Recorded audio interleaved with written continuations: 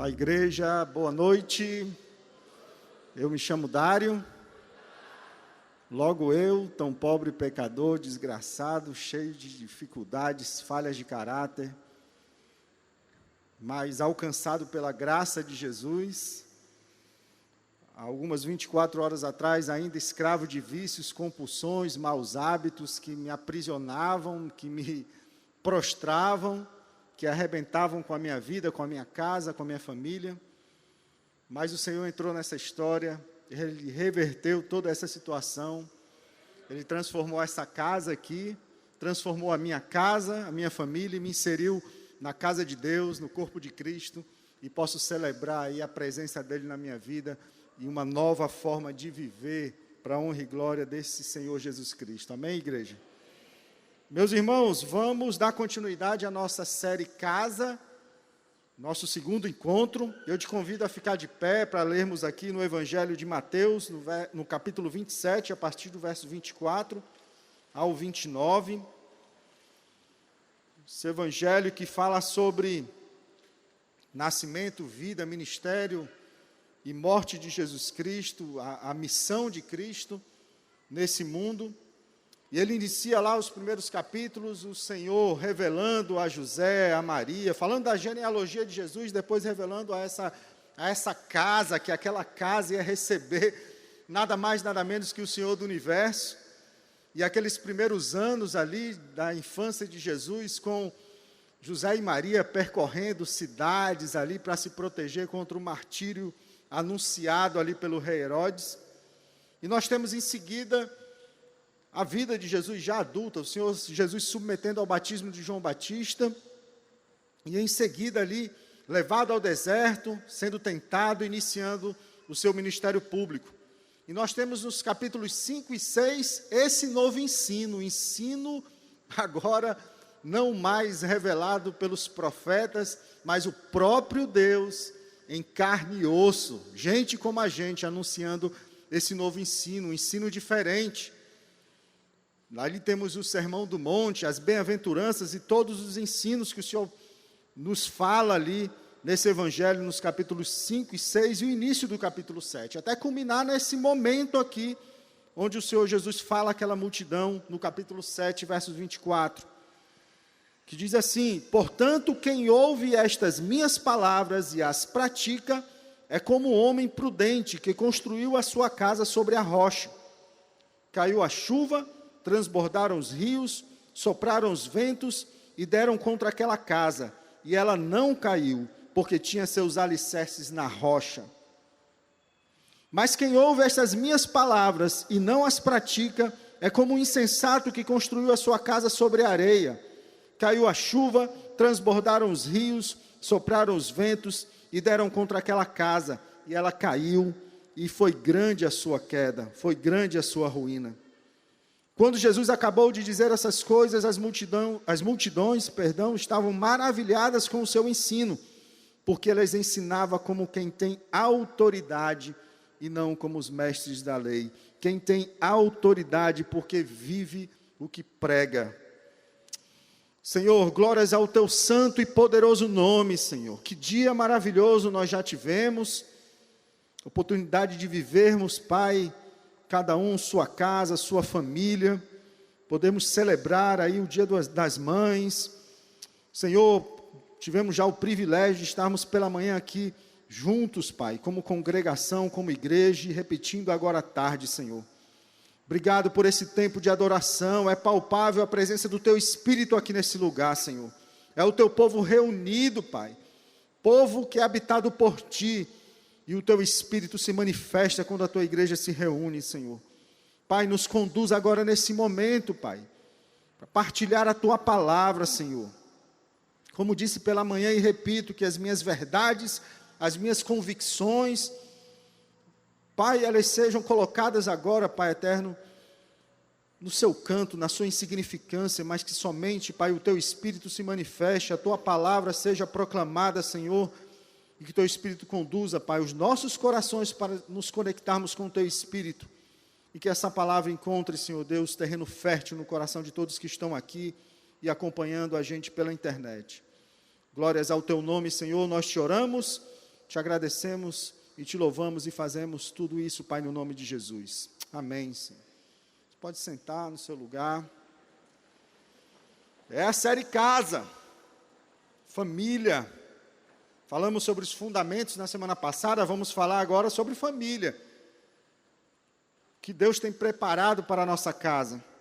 E esse conceito de família, ele vem permeando a humanidade ao longo dos séculos, ao longo da história, e dependendo da cultura, e dependendo dos costumes da época, ele pode se apresentar com diversos conceitos, diversas formas. Os mais conservadores querem encaixotar esse conceito de uma forma que não se mude, que se conserve, que se preserve. Já os mais liberais, eles querem que esse conceito ele se evolua, ou que ele se adapte, se adeque às circunstâncias, à cultura, ao momento que vivemos. Mas a verdade foi Deus quem instituiu essa unidade social. É dele esse projeto. Então, meus irmãos, diante desses conceitos que vigoram por aí, quer seja pelas leis, quer seja leis dos homens, pela cultura, conceitos por muitas vezes deturpados, a distorção do homem sobre o propósito da família, é de extrema importância que a igreja de Jesus se manifeste, sim, e combata esses valores que estão sendo propagados, esses princípios que vão de encontro à palavra de Deus, de encontro ao propósito de Deus para a família. Então, nós, como igreja, devemos sim combater esse movimento que visa, apoiado pelo inimigo de Deus, destruir o plano divino para a família. Mas temos que entender que antes de sair na internet, nas redes sociais, gritando, batendo o pé, levantando a espada da justiça para cortar a cabeça do pecador, o que Deus quer que esse primeiro movimento aconteça dentro, aqui, do meu coração. Que eu combato o quê? O pecado. O pecado é o que vai destruir a família. É nesse núcleo, no meu coração, quando o meu coração não se arrepende, quando eu vivo entregue às minhas vontades, aos meus prazeres, é que esse movimento começa a acontecer, o movimento de destruição da minha família. Então, primeiro aqui, no meu coração, na minha mente. Mas, obviamente, como igreja de Jesus, vamos levantar os valores de Deus para a família. Porque Deus nos deu essa autoridade. Ele diz lá em Mateus 16, 18, que as portas do inferno não vão prevalecer contra a igreja de Jesus. Mas a igreja de Jesus começa aqui, coração, mente, na minha casa. E essa igreja, como vimos na semana passada, é sim, e acaba sendo esse último reduto de proteção à família. Semana após semana nos reunimos neste lugar, enfileirando trincheiras para sair daqui envisionados, encorajados a fazer esse movimento frente à ação do diabo, frente à ação do inimigo de Deus. Mas temos que entender que quem comanda essa batalha é o Senhor Jesus. Não somos nós, não são nossas palavras que vão convencer, é o poder de Deus e o poder do Espírito. E ela só é vencida, meus irmãos, com amor, mas com santidade. Nós temos que resgatar, a igreja brasileira tem que resgatar a busca ferrenha da santidade. Santidade no meu casamento, no meu relacionamento conjugal, santidade na minha casa, no meu relacionamento com a minha família. Não podemos perder esse foco, meus irmãos. Santidade não quer dizer pessoas sem pecado. Não quer dizer pessoas sem defeitos. São pessoas separadas por Deus para viver o seu propósito, submissas ao poder do Espírito e anunciando do amor de Jesus através de uma vida santa, uma vida separada, fugindo das loucuras desse mundo. Mas dentro do mundo é um desafio, mas é possível. O Senhor nos capacita através do seu Espírito a viver esse propósito de forma poderosa. Então nós temos aí os casados, os solteiros, os liberais, os conservadores, as instituições humanas, homossexuais, todos querem reivindicar seu conceito sobre família. E isso torna realmente para nós, discípulos do Senhor Jesus, um ambiente desafiador viver esses valores e princípios. E a proposta desta série é ir ao encontro do plano original, é compreender e ter a real noção. Não podemos esquecer, é o pecado que nos separa do Senhor, é o pecado que nos separa de um relacionamento saudável entre marido e mulher, entre pais e filhos, dentro da família. O pecado original nos afastou e nos afasta desse propósito, mas o Senhor Jesus, Ele veio a esse mundo com esse propósito, resgatar, buscar aquele que se havia perdido. E é possível, meus irmãos, caminhando com o Senhor, se entregando a esse poder chamado Jesus Cristo, nos submeter àquela rota planejada por Ele lá no início e viver conforme a sua vontade e permitir que o Senhor reconstrua os relacionamentos para a sua glória. Deus quer reconstruir a sua casa, meu irmão, Ele quer reconstruir a minha casa, Ele quer reconstruir os nossos relacionamentos quebrados. Então a palavra de hoje para nós é o que? Esperança. Esperança. É possível, no Senhor é possível, porque foi Ele que criou esse primeiro núcleo familiar, lá no início, foi obra dEle. Família é o ideal de Deus para a humanidade, foi estabelecido por Ele, pela sua palavra. Está lá em Gênesis 1:27, assim Deus criou os seres humanos à sua própria imagem, a imagem de Deus os criou, homem e mulher os criou, homem e mulher os criou. Não foi outro modelo, homem e mulher. Como Ele também definiu a perpetuação desse modelo, em Gênesis 2:24, por isso o homem deixa pai e mãe e se une à sua mulher, e os dois tornam-se um só. Modelo criado, perpetuação do modelo definida. No entanto, meus irmãos, para esse modelo sustentar, mesmo lá no início, era necessário que para esse padrão fazer parte da realidade humana, o fundamento deveria ser o próprio Deus. Mas não foi isso que aconteceu. Essa primeira família, ela cedeu ao convite diabólico. Qual foi o convite? Cara, você pode ser o seu próprio fundamento. Aliás, você pode ser igual a Deus. Vá lá, coma do fruto. E essa atitude ali naquele momento foi acompanhada de várias justificativas. Foi a serpente. Foi a mulher que tu me destes. Mas de fato, a desobediência promoveu a quebra do relacionamento do homem com Deus, a quebra do relacionamento do homem com a natureza criada e a quebra do relacionamento do homem com o homem, do homem com a mulher, o relacionamento da humanidade. Então, a queda, o pecado original, promoveu a queda da primeira família. E ao longo da história isso se repete. As justificativas são as mesmas. E nunca o homem quer deixar de colocar a si mesmo como fundamento, ou colocar aquilo que o mundo e o diabo oferece como fundamento para a sua vida, para a sua casa. Então a gente iniciou semana passada a série Casa falando sobre esses fundamentos que o Senhor nos coloca, apontando para o princípio, o plano original. E hoje a gente vai continuar nessa mesma perspectiva. As palavras de Jesus no texto, elas são diretas para mim e para você. Elas apontam para o ideal de Deus, onde o meu e o seu coração devem estar ancorados. E qual é esse ideal de Deus? Praticar a sua palavra. O homem sábio pratica a sua palavra, e ele é comparado ao homem que edifica a sua casa sobre a rocha. Então, meus irmãos, não tem outra forma de obediência. Eu preciso me conectar com esse Deus maravilhoso todo dia. Casa sobre a rocha não quer dizer ir aos cultos ao domingo somente não, meus irmãos. Não ir ao encontro do GR ou a uma programação religiosa. Casa sobre rocha é me conectar com o Senhor através da sua palavra. Todos os dias me submetendo a esse contato diário, ouvindo a sua voz, sentindo o hálito de Deus através da sua palavra que me direciona, que me leva, que me conduz. Essa palavra, ela não é enfeite, meus irmãos. Ela não é para ser colocada sobre a mesa. Não é um app no celular para ficar escondido e aberto no culto, ou aberto no GR, ou quando alguém fala alguma coisa de Deus, ou sei lá, em qual momento. É alimento diário, a minha conexão com o Senhor. Sem a palavra, não há conhecimento da pessoa do Senhor Jesus. Eu preciso me submeter e me conectar com Ele. E a parábola que o Senhor Jesus conta, ela faz referência a dois homens construtores. Porque é isso que a vida significa. A vida significa, ela tem essa analogia da construção. É isso, é construir, é edificar. Cada ambição que eu alimento no meu coração, na minha mente, cada pensamento que eu concebo aqui, cada palavra que eu pronuncio, cada relacionamento que eu tenho, cada obra que eu realizo, quer seja na minha vida profissional, quer seja na minha família, na minha casa, quer ser nos relacionamentos sociais, Cada uma dessas atitudes, elas refletem, por assim dizer, um tijolo dessa construção, que é a vida, que é a nossa história. E com o tempo, meus irmãos, essa estrutura ela vai se elevando de forma gradual, mas o Senhor Jesus revela aqui na sua palavra, nem todos os construtores são iguais, uns são sábios e outros são insensatos.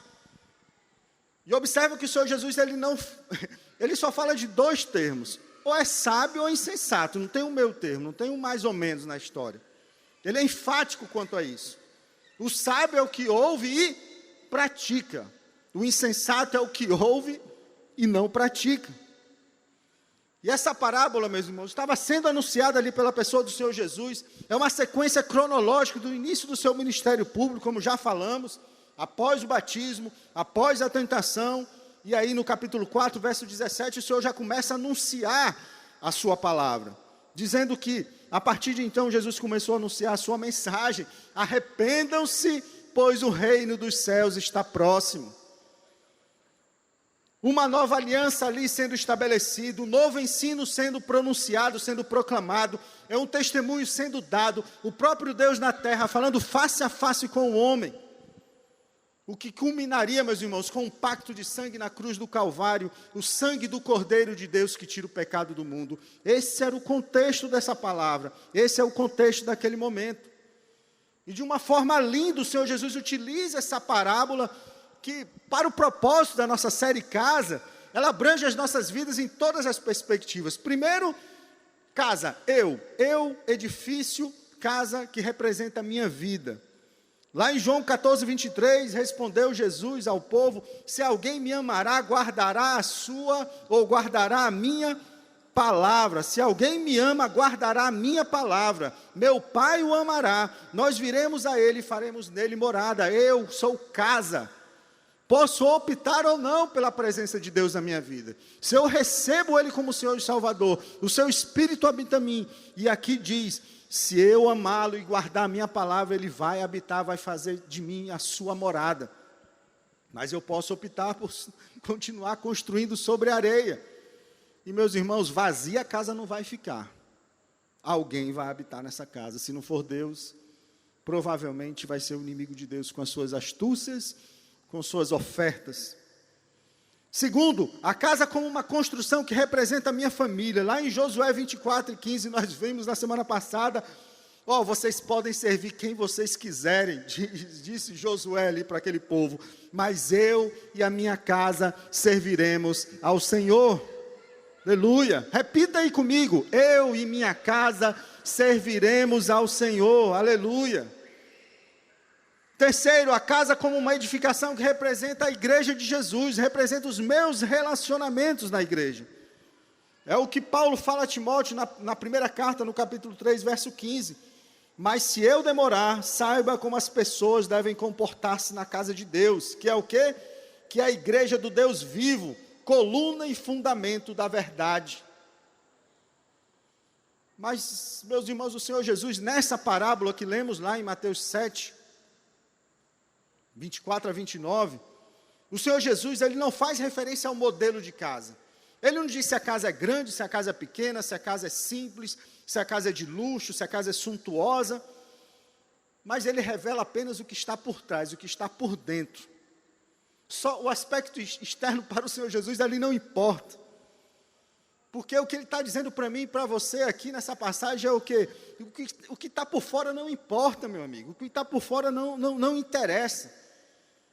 Porque é o que está por dentro que vai dizer a qualidade do que você vê. E ele fala apenas do fundamento. E lá em Provérbios 4, 23 diz o que? Acima de tudo o que se deve preservar, guarda o íntimo da razão, pois é da disposição do coração que depende toda a sua vida.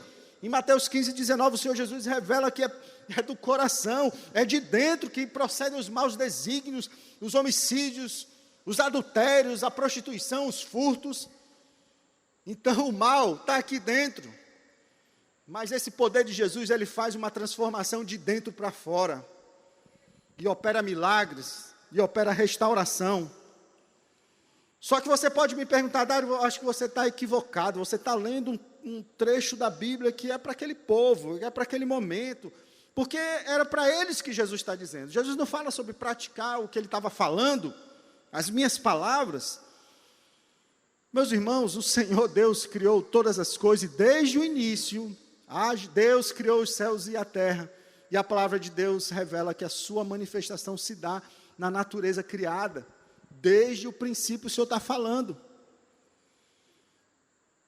E além disso, além de se revelar por meio da própria criação, o Senhor se revela através da sua palavra, através de um povo escolhido, do qual Ele levanta homens e mulheres para anunciar desse plano de redenção e plano de salvação. E por não bastar, o próprio Deus se torna homem como nós. Vem na humanidade e se revela como se revela para o povo naquele tempo.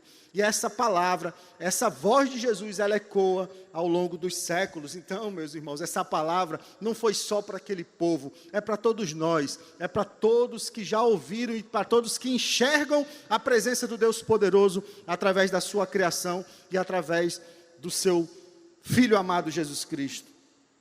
Em Hebreus 1, nos versos 1 e 2 diz o que? Há muito tempo Deus falou muitas vezes e de várias maneiras aos nossos antepassados por meio dos profetas, mas nestes últimos dias falou-nos por meio do Filho, a quem constituiu o herdeiro de todas as coisas e por meio de quem fez o universo.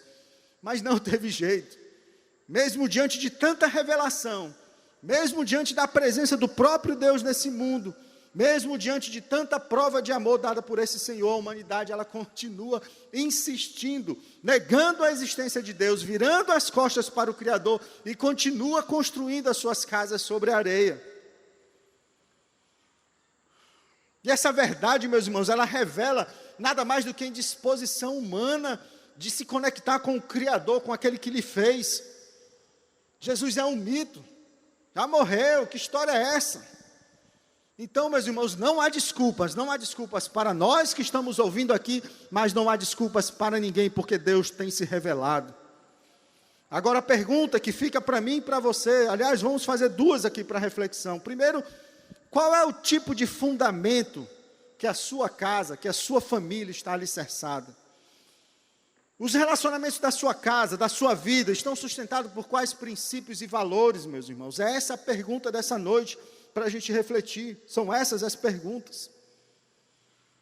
E fato é, como conversamos aqui há algumas semanas, esse conceito chamado modernidade líquida, ou seja, o que a sociedade tem vivido, o que o mundo tem vivido hoje, uma sociedade de relacionamentos fluidos, sem profundidade, sem solidez, ao mesmo tempo que as pessoas buscam aí saciar a sua sede, a sua falta de sentido, elas têm preenchido isso com os prazeres da carne, os prazeres efêmeros da carne, as relações comerciais, esse grande sistema de troca que vai pautando a sociedade, os homens, nesse mundo louco. A busca pelas experiências sensoriais, como falamos aqui há alguns dias, as pessoas não vendem mais um produto. Já ouviu falar? Não, eu estou vendo um produto, eu vendo uma experiência agora, porque é isso que as pessoas estão procurando. Movidas por essa polarização doentia que já deixou de ser política e já entrou, extrapolou todas as áreas sociais, aí, todos os relacionamentos, que nada mais, nada menos dá vazão ao ódio e à intolerância. Casas construídas sobre areia, meus irmãos, promovendo violência, promovendo divisão. A disposição de se separar, ela já vem antes de casar. Diga aí os acordos pré-nupciais, ou seja, já vou estabelecer aqui o que vai acontecer, porque é isso. É isso que vai acontecer, eu já vou me separar, então as famílias já se formam fadadas ao fracasso. As mulheres são abandonadas, mas o problema é que para compensar essa violência sofrida, elas querem se equiparar ao homem, naquilo que o homem faz de pior, que é a busca insana pelo poder e pela fama. E quando eu falo fama e poder, você pode já pensar, não, mas isso aí é coisa de político, de celebridade, de artista. Meus irmãos, eu estou falando dos nichos, dos pequenos nichos de poder. É a minha profissão, é a empresa onde eu trabalho, é o cargo que eu ocupo, é o sucesso do meu negócio, é o número de seguidores que eu tenho nas redes sociais, mas o pior de tudo é que na maioria das vezes esse nicho de poder é a briga ferrenha entre homem e mulher dentro da sua própria casa, uma competição insana, doentia, para ver quem manda, quem tem o poder. Enquanto isso, os nossos filhos são desprezados, tratados como uma espécie ali de estorvo. Só atrapalha a minha vida. Se a gente fizer pesquisa, grande número de pessoas já não sonham mais em ter filhos, porque atrapalham os meus projetos, atrapalham os meus sonhos, cada vez menos desejados. Meu corpo, minhas regras. Ah, meu amigo, se eu não quiser, aborta. Então essas crianças já nascem ali com o seu futuro comprometido, traumatizado, cheio de ansiedade, cheios de problemas emocionais, sem confiança, abandonados. Sem falar a terceira idade, hein? Abandonada mesmo, joga no asilo, bota num quarto, contrata um enfermeiro, tira esse daí da minha frente que eu não quero que me atrapalhe. Só me atrapalha esses velhos aqui. Os cabelos brancos hoje em dia não representam mais muita coisa nessa nossa geração. Então o que é que nós temos? O resultado disso tudo, gerações doentes, levando um número cada vez maior de pessoas vítimas de violência, buscando alívio nas drogas, buscando alívio no sexo, na pornografia, vício da masturbação. E o mundo diz, vai lá, pode fazer com esse o seu corpo, degradação total do corpo. Cria um mecanismo de prazer próprio na mente que desconecta o homem da mulher, do casamento. Uma realidade virtual, doentia, insana, que o mundo diz, vai, faz. E muitas vezes a gente não tem problema, né? Eu não estou traindo, não é adultério, né? Não importa se é com a tua mão direita ou com a mulher da esquina, o adultério é o mesmo. O Senhor nos confronta na sua palavra a viver santidade, meus irmãos. Família requer santidade. Você quer que a sua família viva os propósitos de Deus? Comece na sua vida a viver santidade. Vício da promiscuidade, vício dos jogos, vício do álcool, vício do trabalho, vício das redes sociais. Pessoas, meus irmãos, de todas as idades, homem ou mulher, jovem ou adulto, escravos de comportamentos compulsivos. E aí, pare com essa história, que é a droga, que é o crack, que é a cocaína. Não, não, não. Eu estou falando dos vícios, de todos esses vícios aqui. E a humanidade vive isso agora, essa espécie de narcotização em massa, fugindo da realidade do abismo que as espera. E muitas vezes essa loucura leva ao suicídio, meus irmãos. Quantas pessoas se suicidando, quantas pessoas morrendo, quantas crianças e adolescentes se suicidando por desacreditar. Casas construídas sobre areia, meus irmãos, está desabando. Vai desabar, se não já desabou. E aqui um recado para a igreja de Jesus: a santidade nos chama. Às vezes a gente quer viver um cristianismo hoje moderno e colocar os aditivos no mundo, porque não tem problema, é igual a igreja de Corinto. Tudo me é permitido. A palavra de Paulo ali, ó, tudo me é permitido, não é? Vocês estão dizendo que tudo me é permitido, mas nem tudo me convém. Então, meus irmãos, você quer família, você quer viver o propósito de Deus, buscar santidade, se desconectar desses aditivos, o aditivo do álcool. Meus irmãos, tem noção do que o álcool faz na mente do ser humano? Eu não estou falando de uma garrafa, de uma grade de cerveja, não. Eu estou falando de 2 doses. Você já perde a sua sensibilidade e você já fica vulnerável. Vulnerável à sua carne, vulnerável aos seus desejos. E aí você bebe, não, mas eu só bebo aqui com a minha esposa. Aditivo, não consegue ter um relacionamento saudável com a mulher se não for com a mente distorcida. E os filhos estão vendo, não, eu só bebo no final de semana, e os filhos estão vendo, e os filhos estão assistindo, e esse modelo, às vezes, mesmo da família cristã, que vai todo domingo para a igreja, vai se estabelecendo, vai se perpetuando, o álcool e outras coisas mais. O Senhor nos chama a viver santidade, meus irmãos, em Hebreus 12, 14, sem santidade ninguém verá a Deus. Eu não estou falando da eternidade, não. Estou falando de ver Deus hoje, agora, agindo na minha vida todos os dias. Então é isso. Não há outro fundamento que o Senhor revela na sua parábola. Ou é rocha ou é areia. Não há outro tipo de edificação, de fundamento para edificação. Jesus não apresentou um meio termo. É só sobre a rocha. É só sobre a rocha que a edificação vai se sustentar diante das loucuras desse mundo. E meus irmãos, toda casa, ela vai enfrentar essas intercorrências que o Senhor Jesus fala aqui na parábola. A chuva, a água torrencial, os ventos. Nós não temos como fugir dessa realidade. A nossa casa está nesse mundo. A gente vai passar por isso. Mas o problema não são essas coisas. A questão maior é onde a minha e a sua casa está fundamentada. É sobre a rocha ou é sobre a areia? Esse é o ponto. Não são os problemas do mundo. Ai que coisa terrível. Meu irmão, se nós estivéssemos sustentados na rocha, nós não vamos ser abalados. Em João 16:33 diz o quê? Eu lhes disse essas coisas para que em mim vocês tenham paz. É Jesus confirmando isso que eu acabei de dizer. Neste mundo vocês terão aflições. Não tem jeito, vamos ter aflições. Contudo, tenham ânimo, pois eu venci o mundo. O Senhor Jesus venceu o mundo, e esse mesmo Jesus, Ele quer me conectar, Ele quer habitar em mim, e me fazer passar por tudo isso. Mas, Dário, esse cenário que você está falando é desolador. Tem saída para tudo isso aí que você está dizendo? Parece que não há outro tipo de fundamento senão a areia. Perdão. Mas a verdade é que Deus não nos deixou nessa condição, a condição de perdido, a condição sem esperança. E como já falamos, Ele vem trabalhando diuturnamente, ano após ano, século após século, para nos fazer nos conectarmos com o seu plano de redenção.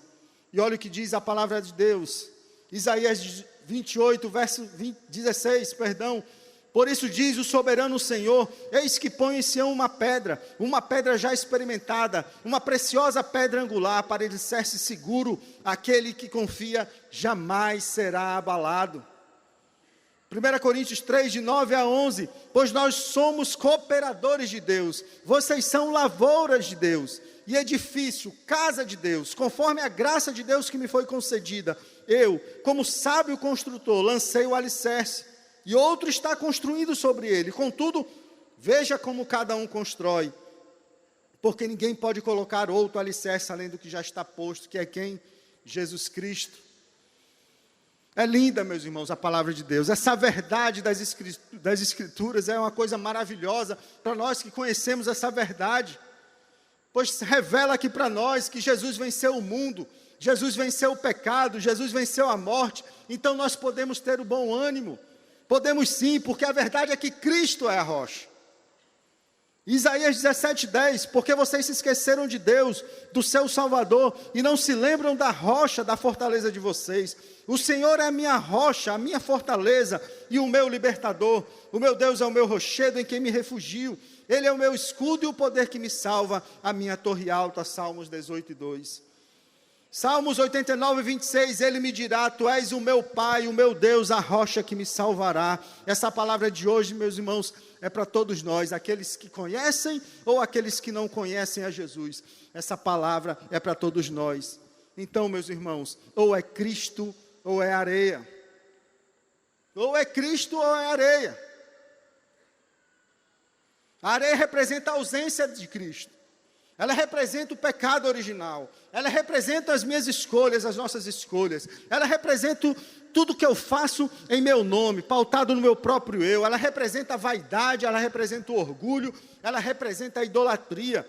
A areia representa aquilo que o diabo oferece a Jesus lá em Lucas 4:6. Eu lhe darei toda a autoridade sobre os reinos do mundo e do seu esplendor, se prostrado me adorares. Entenda uma coisa, o diabo não vai aparecer para você com os seus chifres e o seu tridente, te oferecendo coisas para você adorar ele, não. Ele vai te oferecer as sutilezas, os aditivos desse mundo. E quando se menos espera, aí você podemos estar sim prostrados diante dele.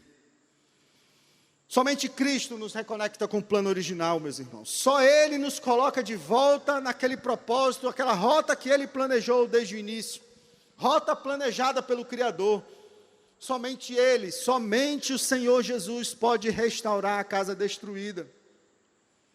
E o Senhor Jesus tem duas mensagens para nós essa noite, meus irmãos. Primeiro, Deus ama a sua casa, Deus ama a sua família e Ele não desistiu dela. Ele não desistiu da sua casa. Quem dá a palavra final sobre a sua casa é o Senhor. Confie nessa verdade, meus irmãos.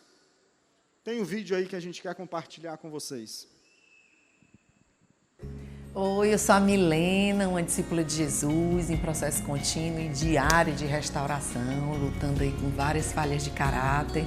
E só por hoje eu posso celebrar que eu não sou mais a Milena de 12 anos atrás, esse ano vai fazer 13, né? Já estou contando quase 13. Sou uma Milena diferente do que eu era, vivendo aí esse processo e confiando nesse meu poder superior que é capaz de restaurar todas as coisas. Eu, olhando para trás, para a minha história, eu consigo perceber, assim, o cuidado de Deus num certo momento que minha família, né, meu pai, por escolhas erradas, não pôde suprir as necessidades da minha casa, meu pai e minha mãe, e Deus, num certo momento da nossa história, precisou me usar para abençoar a minha casa, né, prover financeiramente. Naquele momento eu fui usada como instrumento de Deus dentro da minha casa, por mais que não fosse o padrão, né, Deus usar o filho para poder suprir as necessidades, mas vejo o quanto naquele momento Deus me usou dentro da minha casa. Quando eu me caso, né, diante de um relacionamento muito conturbado, agora escolhas erradas minhas, né? Não mais dos meus pais, mas escolhas minhas. Eu me vejo num relacionamento totalmente fora do padrão de Deus, né? Vindo de um namoro que eu fugi do padrão de Deus, que eu desobedeci a Deus. E no início do casamento, meu marido, um dependente químico, um adicto, né? Cheio de compulsões, maus hábitos, também perdeu o emprego.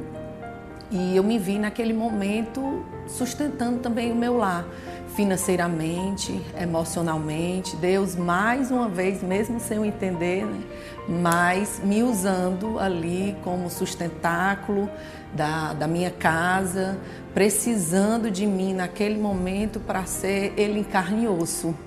E ele entra na minha história, Jesus, porque até então eu o conhecia só de ouvir falar, os meus olhos não viam, né? E ele entra na minha história e me restaura, começa a me alcançar, alcança a vida do meu marido e minhas filhas, mesmo criadas nesse contexto, começam a crescer com um pai líder dentro de casa, assumindo suas responsabilidades. E Jesus ia fazendo tudo novo e eu tinha um sonho de ter um terceiro filho, vindo de uma gravidez desejada, planejada, com o marido ao meu lado, participando de tudo. E assim ele fez. E veio o Felipe, né, para completar a nossa família. E não só da minha família atual, né? Olhando para a minha família, cuidando e restaurando também a minha família de origem. Minha mãe, meu pai, infelizmente, faleceu no ano que eu conheci Jesus, mas restaura a minha mãe, alcança a vida da minha irmã, a vida do meu cunhado, e hoje eu posso celebrar aqui essa graça dele. Nossa família hoje não é só mamãe, papai, os filhinhos, tem a vovó também morando junto com a gente, e eu só consigo olhar e dizer: obrigada, Senhor, Tu não desistiu de mim, Tu não desistiu da minha família de origem, Tu não desistiu da minha família hoje. Então eu vejo que em tudo Ele tem propósito, né? E Ele está sempre procurando realmente aqueles que buscam se submeter, obedecer, não desistir, porque aprendi isso. Ele não desiste de você, né? Ele se importa com você. Essa foi uma das músicas que tocou muito meu coração e me fazia realmente entender que eu não podia desistir, né? Quando Jesus entra, Ele entra para restaurar todas as coisas, e assim Ele tem feito e assim Ele tem nos usado para a glória do nome dEle. Aleluia!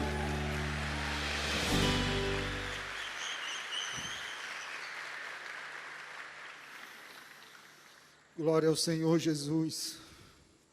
Ele ama a sua casa, meu irmão. Ele ama a sua casa a despeito do estado em que ela se encontra. Ele ama a sua casa se ela está destruída ou se ainda permanece de pé, talvez aí cambaleante, e pode cair diante do próximo vendaval. Mas a verdade é que Ele ama a sua casa, Ele ama a sua família do jeito que ela está. Ele ama a sua casa, mulher, mesmo se você já foi abandonada pelo seu marido. Ele ama a sua casa, mesmo se você já não tem marido. Ele ama a sua casa, mesmo se o seu marido te traiu. Ele ama a casa do viúvo, Ele ama a casa da viúva. Ele ama a casa, mesmo se seus pais te abandonaram. Ele ama a casa, meus irmãos, mesmo se seu filho está entregue às drogas. Ele ama a sua casa, mesmo se o seu marido está escravo do vício. Ele ama a sua casa, mesmo se a sua esposa já não te ama. Ele ama a casa que tem papai, mamãe e filhos, mas Ele ama a casa que também só tem mãe e filho. Ele ama a casa que só tem pai e filho. Ele ama a casa que o casal não pode ter filhos. Ele ama essa casa também. Ele ama a casa que só tem vovô e netos. Ele ama a casa do segundo casamento. Ele ama a casa do terceiro casamento. Ele ama a casa que só tem irmãos. Meu irmão, Deus ama todas as casas. E como é que a gente sabe disso? É eu que estou achando isso? É eu que estou inventando essa história? Não, está escrito. Em Lucas 5,32, Jesus lhes respondeu: não são os que têm saúde que precisam de médico, mas sim os doentes. Eu não vim chamar justos, mas pecadores ao arrependimento. Como é que a gente sabe disso, meus irmãos? Porque a palavra de Deus, ela não passa pano para a realidade humana. Apesar da religiosidade farisaica que quer acolher somente aquela família perfeita, Deus prova o seu amor incondicional pelo pecador, e Ele prova na sua palavra. Mulher samaritana, pode jogar o slide aí. Quem era essa mulher? A história dela lá em João 4. Por si só mulher, ou seja, principalmente naquela época, já colocada em segundo plano pela sociedade. Segundo, fazia parte de um povo que era totalmente desprezado pelos judeus, pelo povo de Jesus, pela nação de Israel. Quantos casamentos? 5. 5 casamentos. E como diz o cearense, amancebada com o 6º. E o que o Senhor Jesus fez? Ignorou essa mulher, desprezou. Não, aqui você não entra, aqui só entra. Falou isso para ela? Não, o Senhor parou o que estava fazendo. Ele desviou o caminho e foi ao encontro daquela mulher. Em João 4,14, ele diz assim, para aquela mulher: mas quem beber da água que eu lhe der, nunca mais terá sede. Pelo contrário, a água que eu lhe der se tornará nele uma fonte de água a jorrar para a vida eterna. Talvez a sua casa, meu irmão, ela já desabou, porque você, na sede da busca pelo amor, pelo sentido para a sua vida, colocou a sua casa sobre a areia, colocando expectativa diante da condição humana. Mas o que Jesus está dizendo aqui nessa noite para mim e para você: eu sou a água viva, beba de mim e você não vai ter mais sede. Ele é a rocha, mas essa rocha, meu irmão, ela sai água e ela sai uma fonte para a vida eterna. E qual foi o resultado dessa ação de Jesus na vida daquela mulher? Toda uma cidade foi evangelizada. E aquele povo, aquele vilarejo, aquele local, todas as pessoas foram levadas ao conhecimento do Messias prometido. Que dirá da mulher adúltera? Cadê a mulher adúltera? Bota aí na tela. Usada, abusada, escrava do pecado e subjugada naquele momento ali como refém na mão dos judeus, dos mestres da lei, dos fariseus, como uma armadilha para a pessoa de Jesus. E qual foi a atitude de Jesus para aquela mulher? A história está lá no João capítulo 8, no verso 10, diz o seguinte: então Jesus pôs-se de pé e perguntou-lhe: mulher, onde estão eles? Ninguém a condenou? E a mulher responde: ninguém, Senhor. Então declarou Jesus: eu também não a condeno. Agora vá e abandone a sua vida de pecado. o Senhor Jesus está dizendo para mim e para você, como Ele disse para mim há 12 anos atrás: eu não te condeno, meu filho. Venha, venha do jeito que você estiver, venha, pode vir, eu não te condeno. E a família de Jacó? Coloca aí a família de Jacó. Pense na família. 2 mulheres, teve filho com mais 2 servas, 12 filhos no total. O filho preferido foi vendido, dado como morto. Será que tem esperança? Será que se você olhasse para uma família dessa hoje, o que você diria, hein?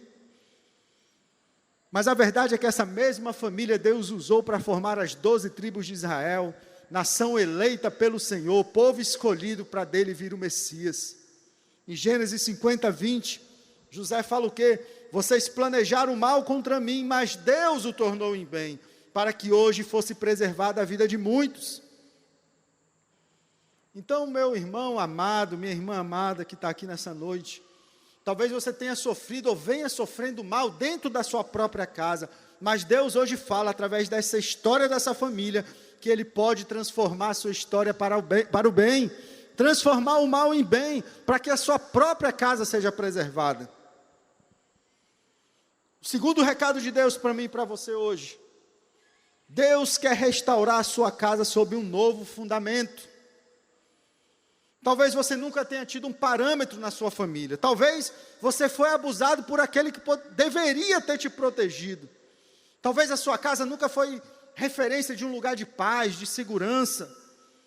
E talvez esse parâmetro na sua história tenha feito você a fazer escolhas que tenham levado aos mesmos erros da sua família de origem. Mas o que Deus está dizendo essa noite: venha. Venha do jeito que você estiver. Pode vir. Porque, meus irmãos, o nosso passado ele não pode ser mudado, mas ele já foi perdoado. O nosso passado não pode ser mudado, mas ele pode ser tratado, e essa história pode ser transformada, porque os meus pecados, os seus pecados já foram cravados na cruz do Calvário. O Senhor Jesus já pagou o preço. Jesus já pagou o preço. Venha do jeito que você estiver. E Ele tem reservado com certeza algo especial para a sua casa.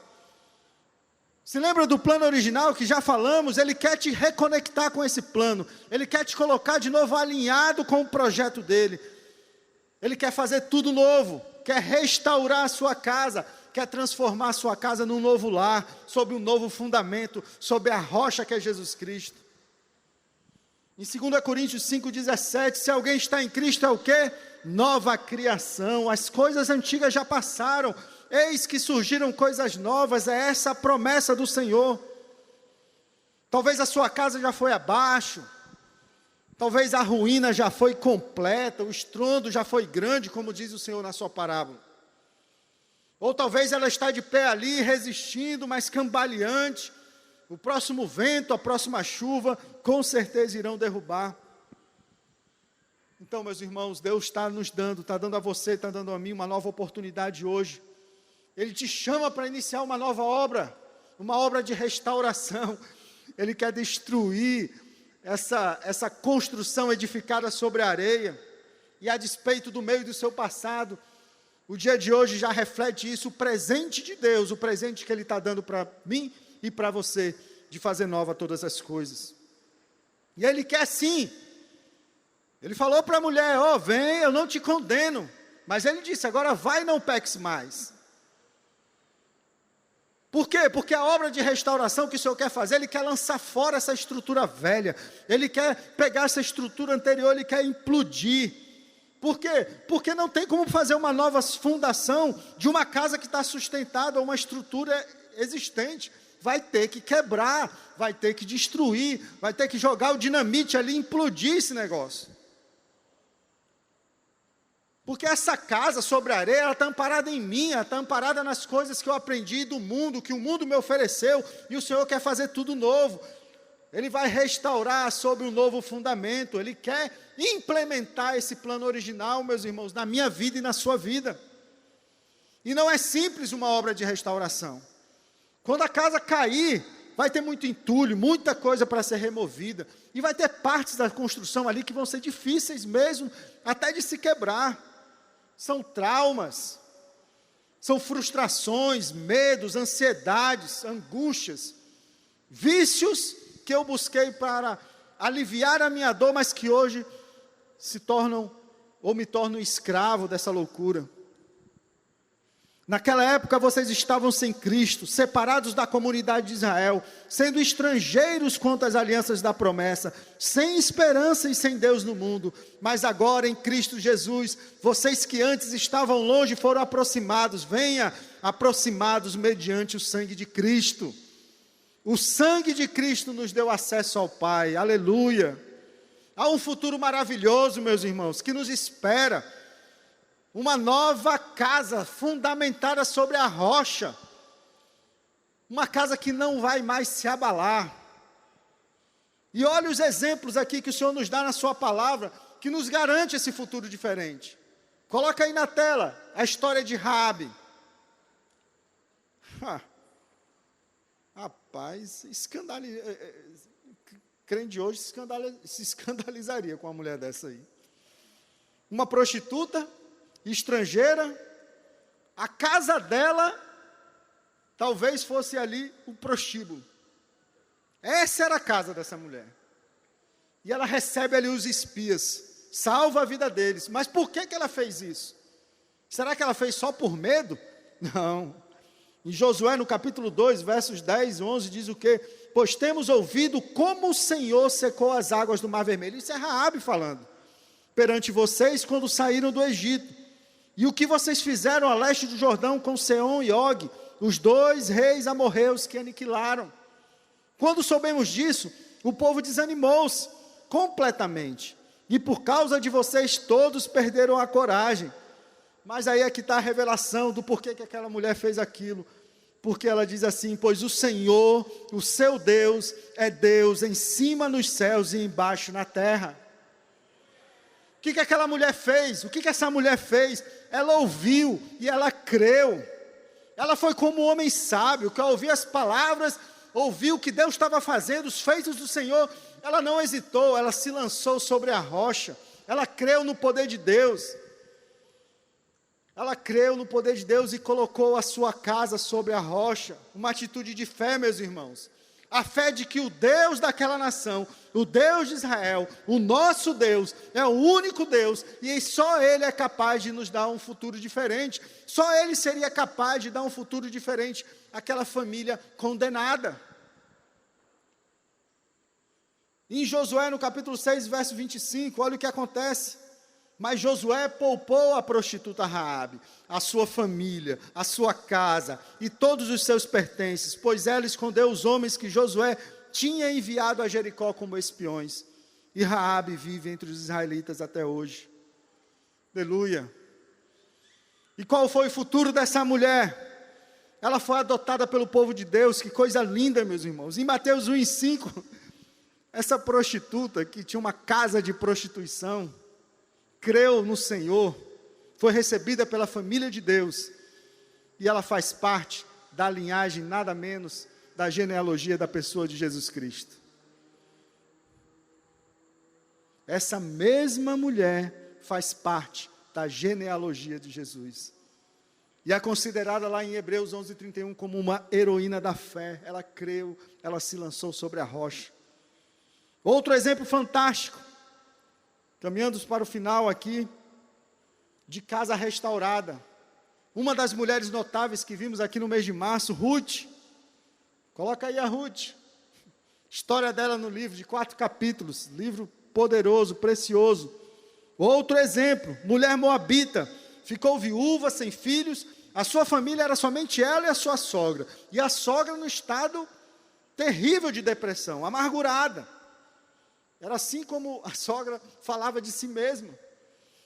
Ela poderia ter buscado refúgio ali na sua cidade, na sua família de origem. A sua casa estava em pedaços, meus irmãos. Ela perdeu o marido. Ela perdeu a família. Mas ela entendeu que somente sobre a rocha o seu futuro podia ser restaurado, poderia ser transformado. Em Ruth, no capítulo 1, verso 16, ela responde quando a sogra diz, vai embora, não tem mais sentido você viver aqui comigo, volta para sua casa. E aí Ruth responde, não insistas comigo, que te deixe e não mais a acompanhe. Aonde fores, irei, onde ficares, ficarei. O teu povo será o meu povo, o teu Deus será o meu Deus. Aleluia. Então essa mulher, ela vai e cuida da sogra. Ela trabalha arduamente ali, consciente da sua realidade, um trabalho servil, catando espigas de milho, ajudando a sogra no sustento. Mas acima de tudo, meus irmãos, essa mulher creu no Deus Todo-Poderoso. Ela agiu como um homem sábio e lançou a sua casa sobre a rocha, o Santo de Israel. E o que aconteceu com essa mulher? Foi resgatada por Boaz. Deus deu uma nova oportunidade, um novo homem para casar-se com ela. Vocês sabem quem é Boaz? Filho de Raabe. A casa de Raabe acolheu Ruth. As decisões dessas duas mulheres, meus irmãos, levaram as mesmas, tanto elas como suas casas e suas famílias, para viver um futuro na presença de Deus. E talvez você esteja aqui hoje, ou esteja na comunidade já há algum tempo, e talvez achando que você não é digno, que você não é digna, com medo de compartilhar a sua história, de colocar para fora aquilo que está te maltratando. Saiba, meus irmãos, que na genealogia do nosso Senhor Jesus Cristo, tem uma prostituta e tem uma estrangeira, mostrando claramente que o Senhor é soberano sobre tudo e sobre todos. 1 Coríntios 1, versos 27 a 29, mas Deus escolheu as coisas loucas do mundo para envergonhar os sábios, e escolheu as coisas fracas do mundo para envergonhar as fortes. Ele escolheu as coisas insignificantes do mundo, as desprezadas e as que nada são, para reduzir a nada as que são, para que ninguém se vanglorie diante dele. Não esconda mais sua história, meu irmão. Não esconda mais a sua vida. A igreja de Jesus quer te acolher hoje aqui. Te acolher e te fazer parte dessa família, dessa casa, dessa genealogia. Nós somos a noiva do Senhor. As bodas do Cordeiro já estão programadas. Vamos nos casar com a pessoa de Jesus na eternidade, viver na sua presença. E o Senhor te chama hoje, venha fazer parte dessa genealogia, dessa família, dessa casa. E você que está escutando aqui essa mensagem, tudo que compartilhamos aqui, meus irmãos, não é para o seu marido, não é para a sua esposa, não é para aquele que te maltrata, não é para aquele que te faz mal, não é para aquele que te abandonou. Essa mensagem é para você que está escutando. Talvez a primeira obra de restauração que o Senhor quer fazer é em você, é na sua casa, na sua casa. Talvez se você se colocar diante de Deus e se lançar sobre esse novo fundamento, você vai ser a primeira coluna de fé a ser erguida na sua casa, para alcançar a vida e preservar a vida da sua família. Aleluia. Então, amados irmãos, eu não quero deixar de dar oportunidade a quem está aqui com a gente, presente nesse auditório, ou conectado pela internet. Deus te chama hoje, Deus te convida hoje, a fazer uma obra de restauração na sua casa, começando por você, começando para a sua história, na sua vida. Então eu quero perguntar se há alguém no nosso meio hoje, aqui neste lugar, que queira se lançar sobre a rocha, que queira entregar a sua vida, seu coração, tudo que tem e tudo que é, para a pessoa do Senhor Jesus. Tem alguém nesse lugar que queira fazer e tomar essa atitude? Se tiver, levanta a sua mão onde você estiver. Não tenha vergonha de uma atitude como essa.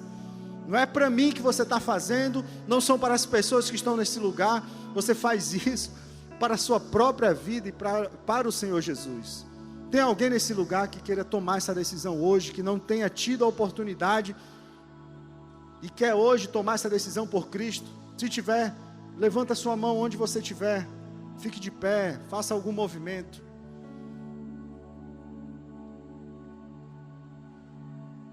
É difícil, meus irmãos, mesmo. Não é fácil. E o segundo desafio para essa noite é para a gente mesmo. Nós, crentes em Cristo Jesus.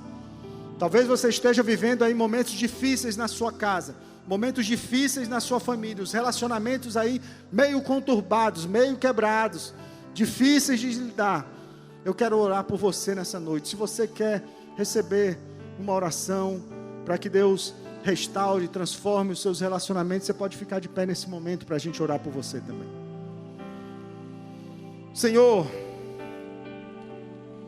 aleluia, Senhor, é a tua palavra, Pai. Não é o conhecimento humano, Pai. Não é ciência humana, Senhor. É a tua palavra revelada. Não há outro caminho senão construirmos nossa casa sobre a rocha. Construirmos sobre a pessoa de Jesus Cristo. Pautarmos os nossos relacionamentos familiares, relacionamento conjugal.